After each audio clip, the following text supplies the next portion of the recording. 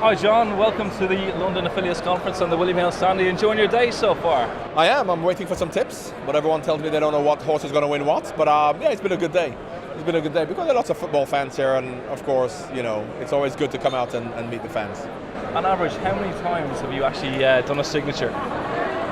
Well, when you write as badly as I do, you tend to scribble. But it's good because football fans are the same all over the world, regardless of whether you support Manchester United, Liverpool. Your love of football is what brings us all together. Now, you are a Liverpool legend, and people say a legend a lot, and it's not really meant. But recently, Jamie Carragher's announced his retirement.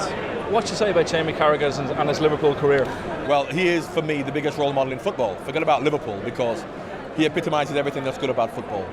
He'll be the first to admit players like Robbie Fowler, Michael Owen, Steven Gerrard are naturally gifted players. Jamie's a very good player, but he had to work at his game.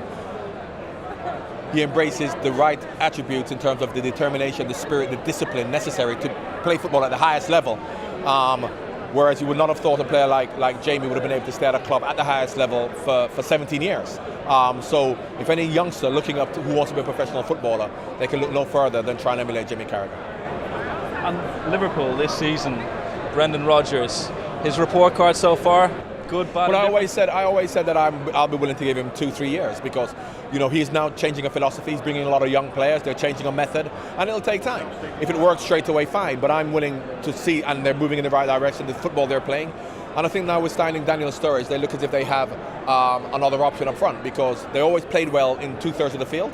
The way his philosophy, his method of passing from the back, but in the final third with just Suarez, they've kind of like not had carried much of a goal threat. But now with Sturridge there, if they could now start turning their good performances, because the last two against Arsenal and Man City were great, into wins, then Liverpool are fine, and we will be. So this year, if they don't finish in the top 5-6, it's not an issue for me whatsoever, because as far as I'm concerned, in years to come, they will improve.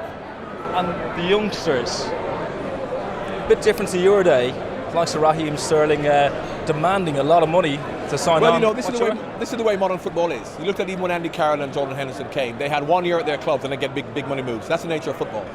I mean, in the old days, you probably had to have played at a club like Newcastle or Sunderland for 6 years. I played for Watford for 6 years, 30 England caps. Peter Beardsley the same. Whereas football is different now. You come on and after 6 months you're catapulted into the limelight. Well, that's the nature of the football. But that's where you have to support them. You've got to give them time. You've got to give them encouragement. And if you are inconsistent, as if you look at Raheem, he'll be brilliant. Then he'll go off the boil. He's a young boy. So rather than put so much expectation on these young kids, support them, give them time, like Germany did with all of their young players, who for 2-3 years were inconsistent, but now because people stuck with them, look how good they are, and that's what we have to do with our young players. And I suppose of your FA Cup memories, is winning the cup your best memory? Well, 1989, that's the cup that I won with Liverpool, and it was poignant because it was the Hillsborough year, and it was also against Everton, and it's more to do with the fact that not because it's against Everton, our greatest rivals, because in the Hillsborough disaster, Evertonians would have lost family as well, so it was fitting that it was a Liverpool, I'm talking about the City of Liverpool final with Everton against Liverpool. I feel a little bit sorry for Everton because under normal circumstances, with them being the underdogs, half of the nation and half of the people would have wanted Everton to win, but because of Hillsborough, everybody wanted Liverpool to win against Everton, which is unfortunate, but we'll take it. Everyone talks about your club career at Liverpool and your England career as well. You were at the England match during the week. What did you make of the performance? It was a very good performance against a good Brazil side. I mean, no matter what you say about Brazil, they still are the iconic team to play. So to play against them, the most interesting thing for me was to see how the young players came on. So Jack Wilshere, Theo Walcott, Cleverley, because we know what you're going to get from Gerrard and Lampard. Frank scored, and you're going to get the consistency, but in the next 2 years, they're not going to be around. So do we have the quality underneath them coming through? And of course, the answer is yes after looking at that performance.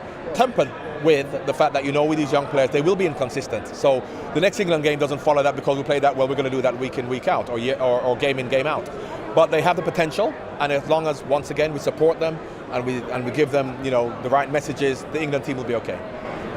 Looking at English football, where do you think they need to change their attitude, or is there something they need to change to be up there with the likes of Spain, Brazil, and the what big we boys? need, as if you look at what's happening in Germany and Spain, we need the top young English players to be playing for the big teams. The Spain team is made up of Barcelona and Real Madrid players. The German team made of players who played for Bayern Munich and Borussia Dortmund.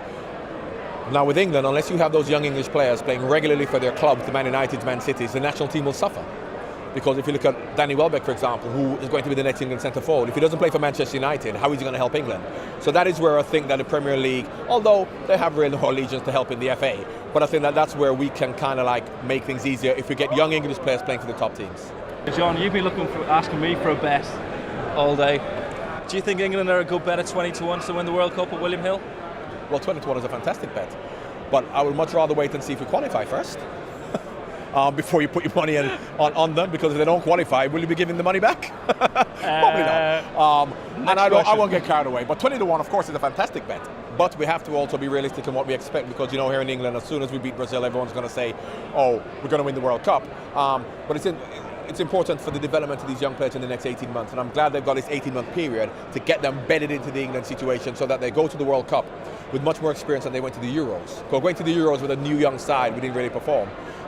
But 20-1 is a fantastic bet.